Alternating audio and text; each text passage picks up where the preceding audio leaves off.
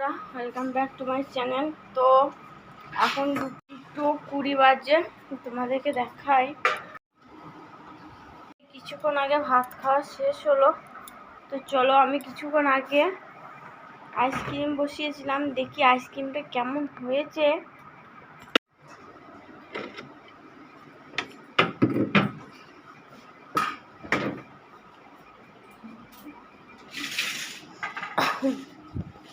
তো আমি আর মা আর ভাই ছিলাম বাড়িতে, তিনজনের জন্যই আইসক্রিম বসিয়েছিলাম। তো রনি এখন ঘুমাচ্ছে, এটাই সুযোগ, খাওয়ার মুখ্য সময়।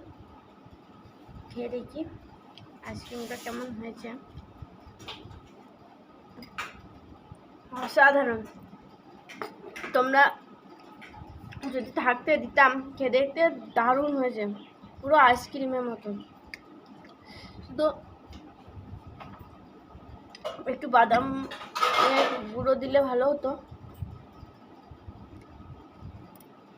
অসাধারণ।